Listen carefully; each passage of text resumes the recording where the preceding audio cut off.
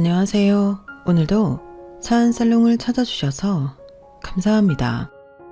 저는 결혼한 지 20년 만에 부부의 위기를 맛본 40대 여성입니다. 인꼬부부로 불렸던 저희는 결혼 20주년에 파경의 위기를 맞았는데요. 그 소식을 들은 주변인들은 저희 부부가 세대 차이를 극복하지 못했다고 생각했어요. 왜냐하면 저희 부부가 10살 차이가 나거든요. 하지만 그런 이유는 아니었어요. 저희 부부는 이리 봐도 저리 봐도 금슬이 좋았어요. 이혼 합의서를 쓴 당일에도 그날 개봉한 영화를 보러 갔거든요. 그건 좀 이상한가요? 아무튼 그만큼 저희 부부는 둘만 보면 문제가 없었어요. 그럼 문제는 어디 있었냐고요? 바로 시어머니에게 있었어요. 시어머니가 저희 부부를 자기 반죽처럼 주물렀거든요. 20년이라는 오랜 시간 동안 말이에요. 그 시간 동안 참은 제가 대단하고 또 멍청하죠. 하지만 그건 나름의 이유가 있었어요. 그 변명을 지금부터 들려드릴게요. 저는 간호학과를 나와 한 대학병원 마취과에서 근무했어요. 마취과에서 근무를 하니 당연히 수술방에 매일 들어갔죠. 비교적 빨리 끝나는 간단한 수술부터 어려운 수술까지 모두 함께 했어요. 처음엔 수술 과정을 지켜보는 일이 쉽지는 않았지만 시간이 약이라고 하죠. 적응이 되다 보니 마취과 간호사의 보람은 여느 집도이들과 다르지 않더라고요. 수술의 성공과 환자의 회복, 그게 전부였어요. 하지만 그렇게 보람을 느끼던 날도 오래 가지 못했어요. 왜냐하면 한 마취과 전공의가 저를 괴롭혔거든요. 그 마취과 전공의는 여자친구가 있는데 그러면서도 이 간호사 저 간호사한테 찝쩍거리던 상태가 안 좋은 사람이었어요. 저는 그 전공의와 마주치지 않으려고 길을 썼어요. 그런데 오히려 그게 눈에 띄었는지 집중적으로 저에게 관심을 보이더라고요. 성희씨, 밥 먹자니까 왜 답장을 안 해요? 성희씨는 가만 보면 사람 애 태우는데 선수라니까? 아니요, 저 시간 없습니다. 공부할 게 많아서요. 에이, 간호사가 뭘 공부할 게 있어요. 의사도 아니고. 비싸게 굴지 말고 밥 한 번 먹자니까. 아니요, 선생님. 앞으로 이러시면 곤란합니다. 수술실에서 배워야 하는데 이러시면 안 되죠. 아, 내가 여자친구 있다고 들어서 그래요? 마취과 지민 씨한테? 나 여자친구 없어요. 어디서 자꾸 유언비어가 퍼지나 몰라. 그러니까 저 선생님 같은 스타일 별로 안 좋아합니다. 제가 든든한 스타일을 좋아해서요. 제가 그렇게 말하니 전공의 표정이 구겨지더니 저를 빤히 쳐다봤어요. 그래서 저는 고개를 꾸벅 숙이고 인사를 한 뒤에 그 자리를 빠져나왔어요. 저는 그 뒤로 그 전공의가 저에게 관심을 끌 줄 알았어요. 그런데 다른 관심을 보이더라고요. 저를 막 미워했어요. 복도에서 저와 마주치면 험상궂은 표정을 짓는다거나 저에게 지시를 내릴 때 소리를 친다거나 실수도 안 했는데 실수를 했다고 저를 혼내거나 그랬어요. 그 전공의가 일부러 그런다는 것을 모르는 교수, 의사, 간호사 직원들은 없었어요. 저는 결국 사직서를 품고 다녔어요. 언제라도 참지 못하면 사직서를 내려고요. 그만큼 즐겁고 보람찼던 병원 생활이 싫고 힘들어졌어요. 그러다 하루는 그 전공의와 수술방을 같이 들어가야 했어요. 정말 가기 싫었어요. 오늘이 바로 사직서를 내는 날이구나 생각했죠. 그래도 수술은 끝내고 사직서를 내자는 마음으로 수술방에 들어갔어요. 그 전공의는 오늘 수술 집도의와 상의를 하고 있더라고요. 그런데 전공의가 수술방으로 들어오는 저를 보고 또 비꼬았어요. 교수님, 오늘은 좀 조심하셔야 합니다. 좀 대충하는 간호사가 있거든요. 네? 그게 무슨 말이에요? 그러니까 잘하자. 대답 똑바로 안 해? 너 오늘 실수하면 그대로 모가지야, 모가지. 교수님한테 패기치지 않도록 똑바로 해. 교수님, 기억 안 나십니까? 저번에도 마취하다가 환자 움직였지 않습니까? 그것도 제 탓이에요. 사람 목숨이 장난도 아니고 안 그렇습니까? 그래도 제가 잘 얘기해서 오늘은 무리 없게 하겠습니다. 그건 선생님이. 내가 뭐? 너 설마 아직도 그걸 내 탓하는 거야? 너는 아주 반성도 없는 애구나. 선생님이 세트 오더 잘못 전달하신 거잖아요. 내가? 웃기지도 않아. 그리고 내가 잘못 넣었다 한들 그 오류 하나 파악 못해? 그리고도 네가 마취과 간호사야? 이렇게 딱딱한 애인 줄 내가 진작 알았어야 했는데 다행이다. 괜히 밥값만 낼 뻔했네. 자, 그만들 하시죠. 수술 곧 시작합니다. 마취과에선 오늘은 그런 실수 없도록 주의해 주시고 선생님은 세트 오더 한번 확인해 주세요. 아이 참, 오늘은 그럴 일 없습니다. 확인해 주세요. 아, 네. 수술은 장난이 아닙니다. 한번 확인한 거 다시 확인하는 습관 들이는 게 중요해요. 절대 긴장을 늦춰서는 안 됩니다. 그리고 전공의가 간호사 함부로 대하는 거 보기 안 좋습니다. 옆에 있는 제가 더 불편하네요. 어쨌거나 같은 식구 아닙니까? 아닌 것 같아도 팀워크라는 거 무시 못합니다. 네, 죄송합니다. 다시는 제 앞에서 이런 모습 보이지 않으셨으면 좋겠네요. 그리고 선생님, 여자친구 있지 않습니까? 저번에 병원 앞에서 같이 뵌 그분하고는 헤어지셨나 봅니다. 집도인 젊은 교수가 그 말을 하자 전공이 얼굴이 불타는 홍당무가 되었어요. 자, 그럼 수술 시작합시다. 네? 사과는 하셔야죠. 간호사님께 사과하세요. 아, 미안하다. 젊은 교수는 전공의에게 다시 사과하라고 했어요. 존댓말로 진정성 있게 사과하라고 했죠. 그 전공의가 사과할 때까지 수술을 하지 않겠다는 말까지 했어요. 그리고 전공의가 고개 숙여 제게 사과하고 수술은 시작되었죠. 걱정과 다르게 수술은 안전하게 끝났어요. 그리고 그 세 사람은 식당에서 우연히 마주치게 되었어요. 제가 어쩔 줄을 모르자 젊은 교수가 식판을 들고 제게 왔어요. 혹시 이 선생이 보복했어요? 아니요. 제가 대답하자 젊은 교수는 그럼 됐다며 제 곁을 빠르게 지나갔어요. 사실 그 젊은 교수를 모르진 않았어요. 그 교수는 신경외과 임상교수로 무척 무뚝뚝하다고 소문이 자자했어요. 어떤 수술이든 수술이 끝나면 수고했습니다 라는 말만 하고 자기 방으로 올라갈 뿐 아니라 사적인 대화를 해봤다는 의사며 간호사가 한 명도 없었죠. 저도 사실 그 교수와 수술을 몇 번 해봤지만 그날처럼 길게 말하는 건 처음 봤어요. 그렇게 생각하니 그날의 일이 참 고마워서 다음날 언니의 카페에서 커피를 내려 연구실로 찾아갔어요. 무슨 일이에요? 커피요. 어제 일 감사해서요. 이러지 않아도 되는데 평소엔 별 말씀 안 하시잖아요. 그렇게 말씀 많이 하시는 거 처음 봐요. 아, 그래서 더 감사해서요. 정말 감사합니다. 아니에요. 뭐 평소에 제가 말이 없긴 하지만 다른 분이었어도 그렇게 한번 주의를 줬을 겁니다. 저도 한두 번 본 게 아니어서요. 네, 정말 감사합니다. 그럼 또 수술하실 때 뵐게요. 그리고 며칠 뒤에 수술방에서 젊은 교수를 만났어요. 그런데 저에게 할 말이 있는 눈치더라고요. 그래서 제가 먼저 말을 걸었어요. 이번 수술은 좀 오래 걸리나 봐요. 아, 네. 조금 까다로운 수술이라. 그런데 저한테 할 말 있으세요? 별건 아니고 혹시 커피 어디에서 가져오신 거예요?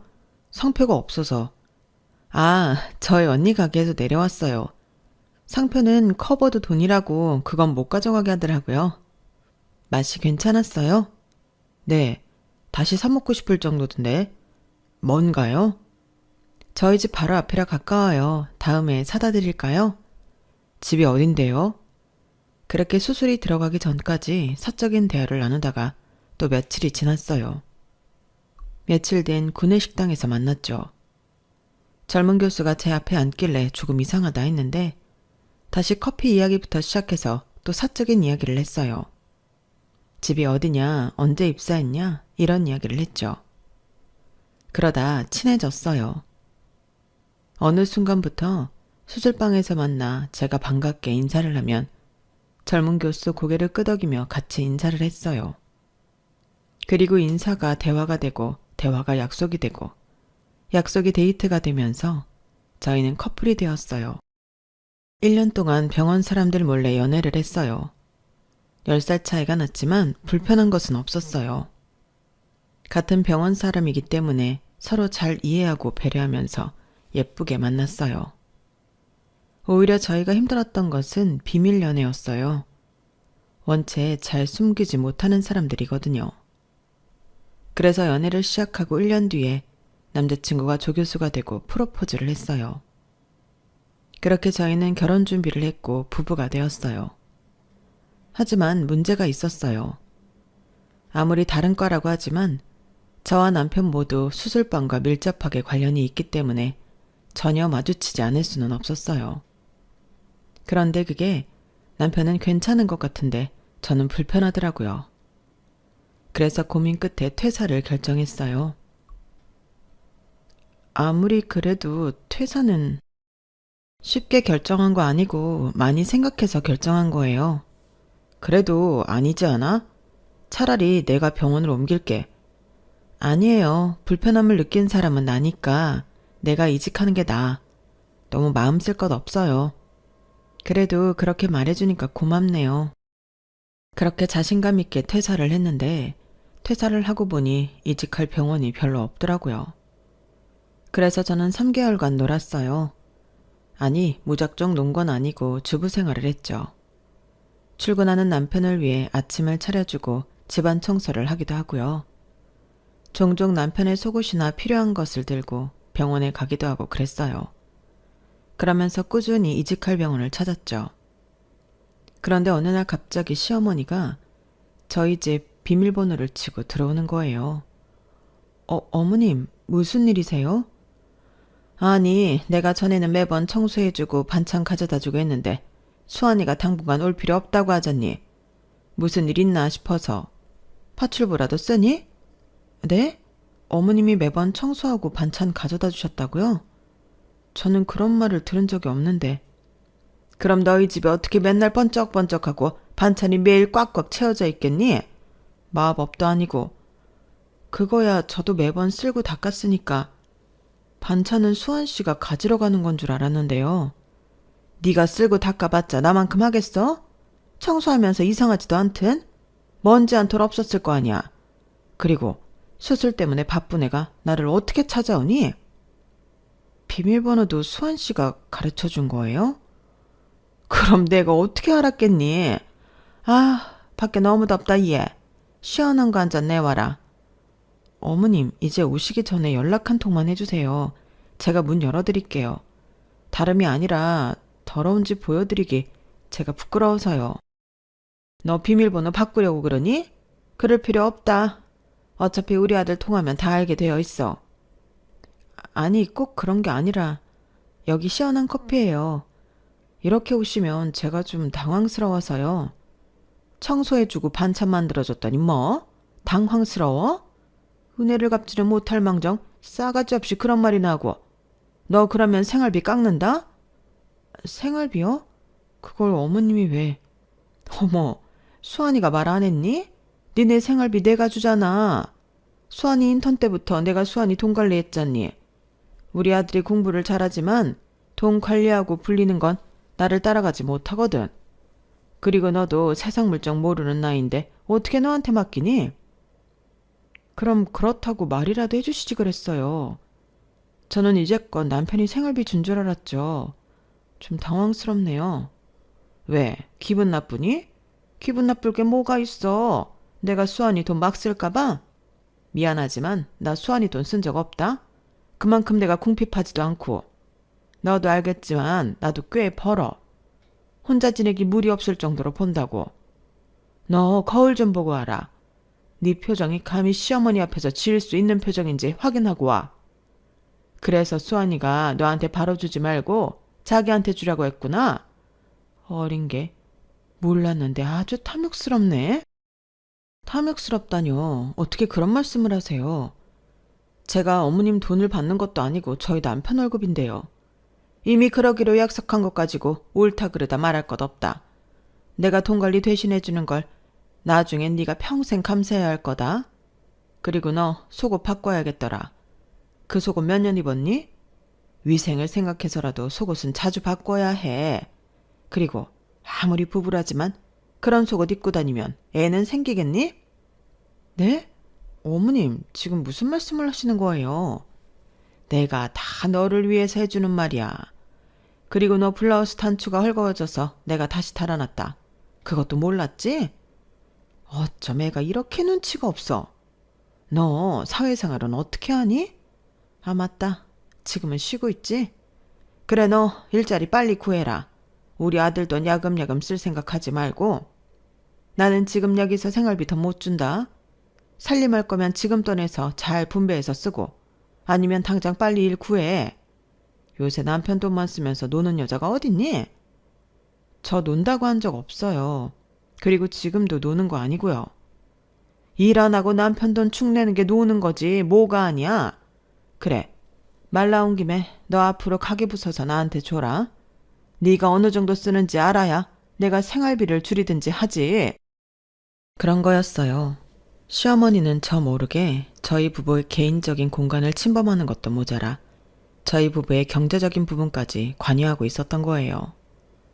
그날의 충격을 저는 아직도 잊을 수가 없어요. 저는 정말 남편이 생활비를 주고 있다고 믿었거든요. 어느 누가 시어머니가 돈 관리를 대신하고 있다고 생각하겠어요. 누가 말해주지도 않았는데요. 게다가 남편의 통장에서 돈을 받았으니 믿지 않을 것도 없었고요. 그런데 이런 비밀이 있었다니. 저는 너무 충격을 받아서 그 상태로 얼어버렸어요. 그리고 시어머니에게 제대로 된 반격이라고 해야 하나요? 그러지 않았으면 좋겠다고 말하지 못했어요. 게다가 시어머니가 그랬잖아요. 제가 어려서 돈 관리를 맡기지 않았다고요. 그때는 그 변명도 통했어요. 사실 결혼을 하고 나서 남편이 묻기도 전에 제가 돈 관리는 사회생활을 오래 한 남편이 했으면 좋겠다고 했거든요. 남편은 제 말에 별말 없이 고개를 끄덕였는데 그 끄덕임에는 이유가 있었네요. 그 사실을 제가 알았더라면 제가 돈 관리를 했을 거예요. 당연하잖아요. 그리고 저는 돈 관리를 이유로 시어머니가 저희 부부의 사생활을 대놓고 침범하고 있다고 생각했어요. 일단 그게 너무 기분이 나빴죠. 그러니 저는 처음으로 남편이 미워지더라고요. 하지만 그 이후로 입사 원서를 넣은 곳들의 면접을 보러 다니느라 정신이 없었어요. 그래서 남편에게 시어머니에 대해 묻고 정리할 시간이 없었죠. 제가 새로운 병원에 출근을 하고 적응을 하고 나서 남편에게 시어머니에 대해 물었어요. 그 사이 시어머니가 저희 집에 다시 오게 되었다는 건 말 안 해도 아시겠죠. 이젠 대놓고 청소하고 반찬을 해두고 갔어요. 이제 보니 그걸 왜 몰랐을까 싶더군요. 저는 도저히 참을 수 없어서 차에서 남편에게 말했어요. 어머님 집에 오시는 거 왜 말 안 했어요? 아, 괜히 자기가 신경 쓸까봐 그랬지. 그래도 그런 건 이야기를 해줘야 내가 미리 집을 치워놓든지 하죠. 그러니까 자기가 괜히 그럴까봐 말 안 했어. 왜? 어머니가 무슨 말 하셔? 아니요. 꼭 그래서 말하는 건 아니고 그래도 우리 집이잖아요. 아무리 우리를 위해 무언가 해주려고 오신 거라도 아무 연락 없이 문 열고 들어오는 건 좀 아닌 것 같아서. 불편했어? 불편하죠. 자기도 생각해봐요. 집에 들어갔는데 우리 엄마가 연락도 안 하고 와 있으면 어때요? 불편하지 않겠어? 무슨 일이 있어서 오셨겠구나 싶은데. 아, 물론 자기가 불편했다면 미안해. 일부러 그런 건 아니야.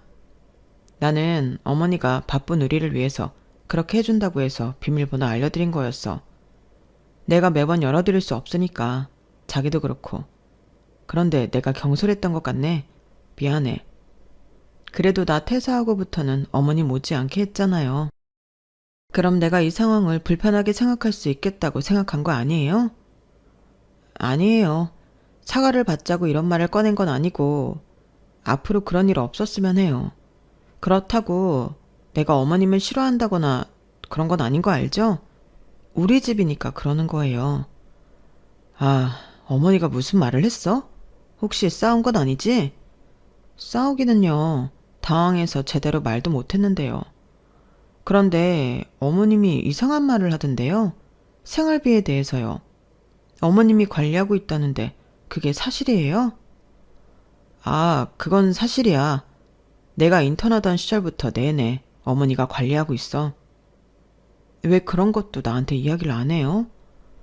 그게 말하자면 긴 이야기인데 자기도 알다시피 내가 고등학교 3학년 때 아버지가 돌아가셨잖아.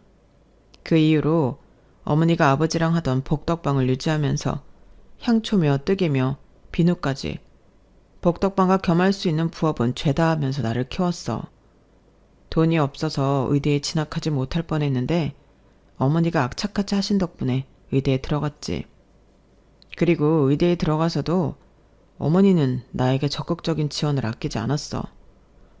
어머니는 공부하는 나한테 단순한 아르바이트도 하지 말라고 했어. 돈 때문에 휴학도 하지 말라고 했지. 나도 그걸 알아서 너무 감사하잖아. 그래서 의과대학 다니면서 다짐을 한 거야. 첫 월급을 타게 되면 어머니에게 통장을 맡기기로 말이야. 그 마음은 알겠어요. 너무 감사한 마음에 그랬다는 거 알겠어요. 그런데 지금 자기는 나와 결혼한 상태고 한 가정의 가장이 된 사람이에요. 그런데 아직 돈 관리를 어머니가 하고 있다는 건 내가 꼭 어머니와 결혼한 것 같잖아요. 나도 결혼을 하고 나서까지도 어머니에게 돈 관리를 맡길 생각은 없었어. 나도 처음에는 당연히 내가 가져와야 한다고 생각했지. 그런데 그 말을 꺼내는 게 쉽지 않더라고. 우리 어머니 내가 월급 통장 쥐어줄 때 엄청 좋아했거든. 그게 돈이라서 그런 게 아니라 뭔지 알지? 아들이 자기 희생을 알아줄 뿐만 아니라 보답해준다니 기뻤던 거야. 그리고 지금은 아들을 위해서 무언가를 해주고 있다는 것에 즐거움을 느끼는 것 같아. 그래서 더 말 못하겠고. 남편도 없는 우리 어머니가 뭘 위해 살겠어? 당연히 아들, 자식만 보고 사는 거지. 그래서 그 통장은 의미가 있는 거야. 별 뜻은 없어. 어머니, 내가 통장 드린 이후에 내 돈 간단히 생각한 적도 없고 개인적으로 쓴 적도 없어. 그러니까 걱정하지 마. 오히려 지금쯤 더 불려놨을걸? 불리는 게 중요한 게 아니잖아요. 어머님 사정은 들었으니 알겠어요. 하지만 그런 마음 때문에 이 중대한 일을 맡길 순 없어요. 나는 내 생각엔 이제부터 자기가 돈 관리해야 해요. 아니면 내가 할게요. 어머님이 얼마나 불렸는지는 몰라도 이건 우리의 일이에요. 우리가 해야 해요. 알겠어. 당신의 뜻이 그렇다면 내가 차근차근 말해볼게. 정말이죠? 약속한 거예요? 남편은 고개를 끄덕이며 저와 약속했어요. 하지만 마음이 약한 저희 남편은 20년 동안 월급 통장을 제게 주지 못했죠. 하지만 남편이 시도도 안 한 것은 아니에요. 남편은 제가 없는 곳에서도 제가 있는 곳에서도 통장을 달라는 말을 했어요. 어머니, 이제 돈 관리하는 거 머리 아프지 않으세요? 이제 저도 나이가 찼고 이제 제가 하는 게 낫지 않겠어요? 너는 공부만 하던 애가 무슨 돈 관리를 한다고 그래? 그리고 아무리 나이가 찼어도 이 엄마한테는 여전히 애다. 저는 어머니한테 여전히 애겠죠. 하지만 애들 엄마도 이제 더 이상 어리지 않고 충분히 살 수 있어요. 걔가 하긴 뭐래? 아가야, 너 정말 할 수 있니? 나는 모르겠다. 저번에 가계부 써오라고 했는데 자신이 없는지 한 번도 써오지 않았잖아. 그런데 내가 뭘 믿고 너한테 통장을 맡기겠니? 어머님, 그건 저희 남편 통장이잖아요. 어머머, 얘 말하는 것 좀 봐. 그래, 네 남편 통장이다. 그런데 그 전에 우리 아들 통장이야. 내가 내 아들 통장 관리하겠다는데 무슨 말이 이렇게 많아? 네가 그렇게 관리하고 싶으면 이제부터 가계부 써오라니까. 내가 어떤 씀씀이인지 내가 파악하고 주든지 말든지 할 테니까. 어머님, 아무리 그렇다고 가계부를 써오는 건 좀... 저 어머님이 생각하는 것처럼 그렇게 예쁘게 쓰지 않아요. 그리고 어머님 이제 나이도 있으신데 돈 관리하기 번거롭지 않으세요? 그리고 요새처럼 애들 학원비나 식비가 올라서 제가 어머님한테 생활비 더 달라고 하기도 죄송하고요. 그런 건 신경 쓰지 말아라. 생각해주는 거야 고마운데 그럴 필요 없다. 하나도 안 귀찮고 생활비 더 필요하면 나한테 편하게 말해라. 나 그렇게 속이 꽉 막힌 사람 아니야. 시어머니가 그렇게 말하자 남편은 고개를 떨구고 아무 말도 안 하더라고요. 그리고 언젠가는 시누이가 저를 도와준 적도 있었어요. 남편에게는 4살 터울 여동생이 있거든요. 여동생은 지금 남의 미용실을 다니고 있어요. 언젠가 오랜만에 집에 온 시누이가 저희 3사람 이야기를 듣고 기가 막혀 하더라고요. 엄마, 아무리 그래도 오빠 나이가 있는데 그것도 지금 한 가정의 가장인데 엄마가 돈 관리하는 거는 좀 오바지 않아요? 여태껏 이랬어요? 결혼하고부터 쭉? 들어보니까 그런 것 같은데. 엄마, 고집 부리지 말고 언니한테 통장 넘겨요. 무슨 옹고집이에요. 넌 모르면 가만히 있어라. 집에도 잘 오지 않는 애가 괜히 와서 난리야. 반찬 해둔 거 가지고 너희 집으로 가라. 엄마 그러는 거 고집이에요. 말도 안 되는 옹고집이라고요. 어느 엄마가 결혼한 아들 돈 관리를 해요? 엄마 그러다 더 아이들만 미움받아요. 나한테만 받으면 됐지. 뭐? 쓸데없는 소리 하지 말고 집에 가라니까. 내 통장이라도 줄 테니까 오빠 통장은 언니 줘요. 뭐? 네 통장? 남의 머리 만져서 번 돈이 얼마나 된다고 그걸 준대? 됐으니까 집에 가라고. 엄마는 그런 말 할 자격 없잖아요. 내가 미용사 되고 싶어서 된 줄 알아요? 엄마도 알겠지만 나 오빠만큼 공부 잘했어요. 그런데 엄마가 대학교 학비 못 준다고 해서 학자금 대출받아서 2년제 대학 간 거잖아요. 네가 공부를 잘해? 네 성적으로 의대는 택도 없었어. 어딜 네 오빠한테 비비기를. 네가 의대에 갈 수 있었으면 내가 지원을 안 해줬겠니? 안 해줬겠죠. 엄마는 아들만 생각하는 아들바라기니까. 말이 좋아서 아들바라기지. 아들 바보죠. 그래, 나 아들 바보다. 너는 참 양심도 없구나. 너 올해 엄마 생일에 뭐 했어? 선물은커녕 연락도 없었지? 그런 애한테 무슨 뭘 해줘? 생일이요. 그래, 생일이요. 엄마 오빠한테는 생일에 미역국 끓여주고 선물도 주는 거 내가 모를 줄 알아요? 그런데 내 생일은 엄마 뭐 하는데요? 전화해서 낳아줬으니 돈 붙이라고 매년 그러잖아요. 언니, 엄만 이런 사람이에요. 아마 돈 관리 죽을 때까지 할 사람이라고요. 그러니까 이혼을 해요. 아니면 답이 없다니까? 시누이는 집을 한바탕 뒤집어 놓고 그 뒤로는 발길을 끊었어요. 그리고 저는 용기가 생겨 시어머니에게 진지하게 통장을 달라고 말했어요. 그런데 뜻밖의 일이 벌어졌어요. 시어머니가 서류 한 장을 건네더라고요. 그건 바로 남편의 등기부 등본이었어요. 다 합쳐서 30억쯤 될 거다. 내가 돈 관리를 한 건 내가 가장 잘하는 분야를 이용해 투자를 해서 너희 몫으로 남기고 싶어서야. 그뿐이다. 다른 의도는 없어. 너도 알겠지만 내가 우리 아들 돈을 야금야금 쓴 게 아니잖니? 어머님, 이걸 어떻게? 네가 봐도 대단하지. 사실 대학 교수 월급으로는 택도 없는 재산이야. 내가 얼마나 노력했는지 보이니?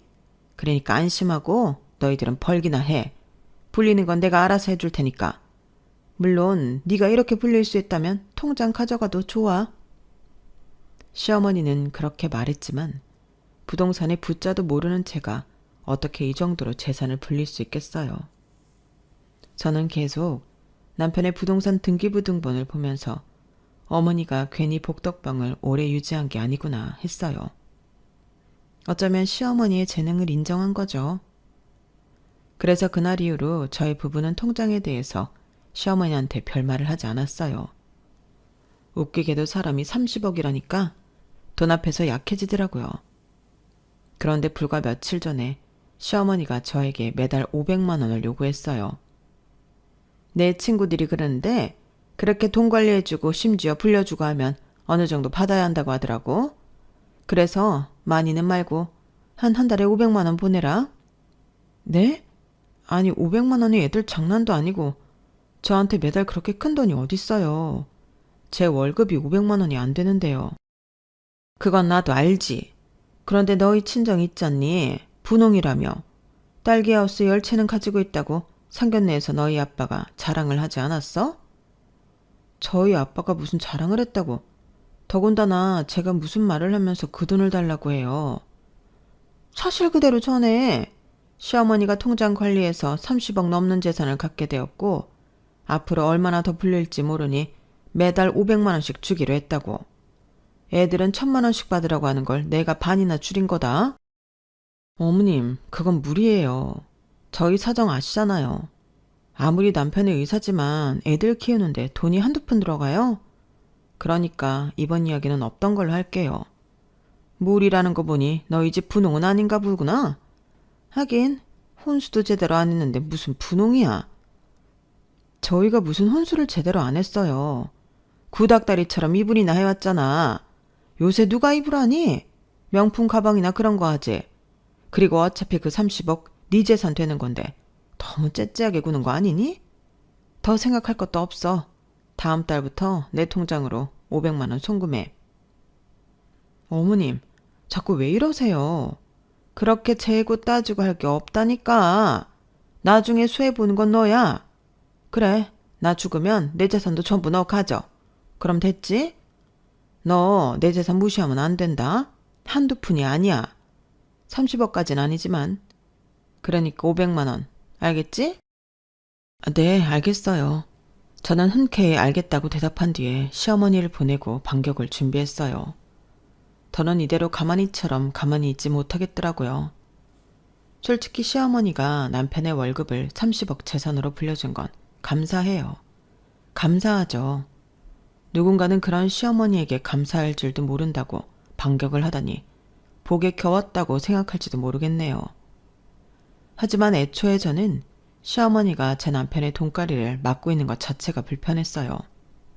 더군다나 아이들이 커서 들어가는 돈이 이만저만이 아닌데 그럴 때마다 시어머니에게 생활비를 늘려달라고 말하기도 좀 그렇잖아요. 그리고 그 말이 애초에 통하지 않았어요. 언제는 편하게 생활비에 대해 말하라고 하더니 시어머니는 다르게 말했어요. 남편과 저희 아이들을 비교했죠. 우리 애들은 학원 안 다니면서 혼자서 알아서 공부했다? 학원을 다녀야 성적이 오른다는 건 공부 못하는 애들이 하는 핑계야. 스스로 공부할 줄 알아야지. 그거 가르치는 것도 부모가 할 일이다. 엄마가 할 일이지. 그래도 어머님, 애들이 잘 못하는 부분을 학원에서 과외해서 보충해 줘야죠. 그래, 네 생각이 그러면 과외가 아니라 학원을 보내라니까. 지금 다니는 학원이 얼마나 좋아. 오래 다녔다고 학년 올라갈 때마다 수업료 많이 올리지도 않고. 그건 그렇지만 너 아들 의대 보낸 내 앞에서 고집 부리지 마. 어디서 헛소문을 들었는지 모르겠지만 과외를 해도 안 될 애들은 안 돼. 그러니까 학원 그대로 보내. 그리고 무조건 대학은 국립 아니면 보내지 마라. 보내고 싶으면 네 돈으로 보내. 나는 절대 못 주니까.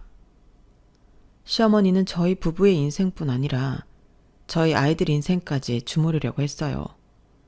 그래서 저는 남편에게 이혼을 요구했어요. 제가 먼저 작성한 이혼 합의서와 재산분할 협의서, 즉 약정서를 건넸죠.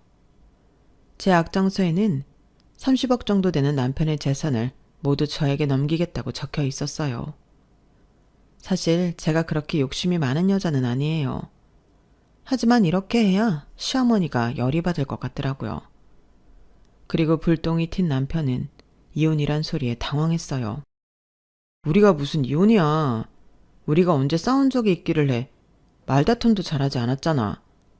내가 나도 모르게 자기에게 실수한 거라도 있어? 그럼 말을 해줘야지. 이렇게 이혼 소리부터 내밀면 당황스럽잖아. 우리는 잘못이 없어. 자기 말대로 우리가 싸운 적도 말다툼을 한 적도 거의 없을 정도로 인고 부부니까. 하지만 난 이대로 도무지 살 수가 없어요. 그러니까 왜 하필 자기 어머니가 그런 사람이었어. 어머니 때문이야? 어머니가 왜? 또 무슨 말 하셨어? 500만 원 달라고 하셨어요. 자기 돈 관리해주고 불려주는 값을 받고 싶대요. 뭐? 500만 원? 그래요. 30억으로 불려줬으니 월 500만 원은 정말 어머님 말대로 약속한 것일지도 몰라요. 하지만 우리가 언제 관리해달라고 했어요? 나는 30억까지 불리길 바라지도 않았다고요. 그것보다 우리끼리 우리 힘으로 불리고 만들어가길 바랐어요. 그런데 자기도 어머님에게 뭐라고 말도 못하고 이젠 한계예요. 저는 이대로 못 살겠어요. 그래서 이혼을 하겠다고? 어쩔 수 있어요. 자기 탓이 없는 것도 아니잖아요. 그러게 마음을 굳게 먹고 어머님한테서 분리되었어야죠. 독립했어야죠. 내가 그 이유를 설명하지 않은 것도 아니잖아. 이유가 뭐가 됐든 이건 아니에요. 저와 남편의 팽팽한 신경전 끝에 남편은 이혼 서류와 약정서를 작성했고 저는 그걸 시어머니에게 보냈어요. 그리고 며칠 뒤 흥분한 표정으로 시어머니가 저희 부부의 집에 쳐들어왔죠. 서류들을 제 앞에서 펄럭펄럭 흔들며 이게 뭐냐고 물었어요. 보는 그대로죠. 너 내가 매달 500만 원 주라고 해서 그래서 시위하는 거니? 아니 너 참 웃긴다. 내가 몇 푼 되지도 않는 월급으로 30억이나 해줬으면 감사해하지도 못할 망정 이혼? 그리고 심지어 그 재산은 홀랑 다 가져가겠다고? 이제껏 어머님한테서 받아온 스트레스 정도를 생각하면 아무것도 아닌걸요? 야, 30억이야. 3억도 아니고 30억이라고. 고작 네 스트레스가 30억을 넘는다고? 우습다. 야, 내가 더 우습다. 네가 관리했으면 이 정도로 불릴 수 있었을 것 같아? 못하죠. 절대 못하죠. 제가 무슨 부동산 투자를 해요. 하지만 그래도 제가 혹은 남편이 관리했다면 지금처럼 되진 않았을 거예요. 그리고 어머님은 저희 가족이 아니에요. 저희 가족은 저와 남편 두 딸, 이게 저희 가족이죠. 어머님은 그냥 엄마, 시어머니, 할머니일 뿐이에요. 뭐? 너 지금 나한테 선 긋는 거니? 정말 너무하구나. 내가 지압이 없이 산 세월이 얼마인데 넌 그런 나를 배려조차 하지 않는구나. 배려해요. 저도 어머니 외로울 거 생각해서 자주 애들 데리고 찾아뵙잖아요. 그런데 딱 거기까지예요. 거기까지 하는 거죠. 피도 눈물도 없는 계집 같은 하고 그래 이혼해라. 내 아들이 너같이 피도 눈물도 없는 여자랑 사느니 혼자 늙어 죽는 게 낫겠다. 대신 약정서를 폐기해. 그건 용납 못한다. 그런데 어머님이 그러셨잖아요. 다 제 재산이라고요. 어머님 재산까지는 가져가지 않을게요. 그런데 이건 그냥 두세요. 건들면 저 가만히 있지 않아요. 네가 가만히 안 있으면 어쩔 건데. 믿는 구석이라도 있는가 보지? 그때 안방에서 남편이 나왔어요. 시어머니의 본 모습을 처음 본 거였죠. 남편은 충격을 받은 얼굴로 저와 시어머니를 번갈아 봤어요. 그리고 시어머니를 현관까지 끌고 갔죠.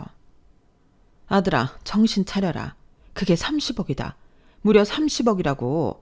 그 돈을 저 계집애한테 다 털릴 셈이냐? 그걸 엄마가 어떻게 불렸는데? 어머니, 이런 식으로 제 부인을 대했어요? 이제껏 말이에요. 저에겐 그렇게 말하지 않았잖아요. 500만 원도 처음엔 믿지 않았는데 그랬나 보네요. 이렇게 된 이상 저는 제 부인에게 다 줄 거예요. 다 빼앗기고 이혼 당할 거예요. 뭐? 너 정말 미쳤어? 어떻게 엄마 앞에서 그런 말을 해? 네 부인이 나한테 싹수 노랗게 대든 건 생각도 안 하는 거냐? 어머니가 이렇게 하는데 누가 안 그래요? 이제껏 어머니가 이렇게 대해서 마음고생 심했을 거예요. 그러니까 다 주는 게 맞아요. 그렇게 생각 안 하세요? 나는 고생 안 했냐? 내가 네 월급으로 이만큼 불리기까지 얼마나 노력했다고. 엄마의 노력은 물거품으로 만들 셈이냐? 어머니, 제발 더 이상 망가지지 마세요. 정말 제 생각이 짧았어요. 결혼하면서 뭐가 됐든 어머니한테 통장 가져왔어야 했어요. 제가 괜히 마음이 약해져서. 저는 이제까지 한 가정의 가장이 아니라 어머니의 아들로 살았네요. 저 지금 창피해서 고개도 제대로 들 수 없어요. 그러니 돌아가세요. 저희가 이혼하는 거에 대해 왈가왈부하지 말고요. 그러자 시어머니가 현관에서부터 집안 전체를 엉망으로 만들었어요. 물건을 부수고 던지고 정말 아수라장이 되었어요. 겨우 남편이 시어머니를 끌고 집 밖으로 나갔어요. 저는 엉망이 된 집을 보며 식탁 의자에 털썩 앉았어요. 그리고 그 순간 신우이가 생각나더라고요. 전화를 했어요. 전화를 해서 상황을 설명했어요. 그러자 신우이는 기가 차다는 듯이 웃으며 제게 일단 집안 사진을 다 찍어 놓으라고 하더라고요. 왜요? 자랑거리도 아닌데. 언니, 왜 이렇게 물러요? 그걸로 주거침입죄, 재물손괴죄로 신고해야죠. 네? 어물림을요? 엄마가 거기서 끝날 것 같아요? 무조건 증거는 남겨놔야 해요. 다음부터는 녹음도 해놔요. 이기려면 철저해야죠. 일단 신우이의 말대로 엉망이 된 집을 사진 찍어뒀어요. 그리고 다음날 출근을 하는데 시어머니가 제 직장에 있었어요. 어머님, 무슨 일이세요? 아직 그래도 날 어머님이라고 부르는구나? 속이 좋은 건지 악독한 건지. 너 당장 약정서 다시 써. 안 그러면 나 여기서 안 나갈 거야. 그러면서 시어머니는 크게 노래를 틀었어요. 저는 정말 창피했어요. 제 동료들까지 시어머니를 말렸어요. 하지만 시어머니는 그럴수록 노래를 더 크게 틀었어요. 병원 전체에 뱀이다 하는 노래가 울려 퍼졌죠. 결국 다른 동료가 경비를 불러 시어머니를 내쫓았어요. 너 지금 이러는 거 평생 후회할 거야. 그리고 저는 원장에게 엄청 혼났죠. 상황이 이렇게 되니 저도 독해지더라고요. 저는 CCTV 녹화본을 받았어요.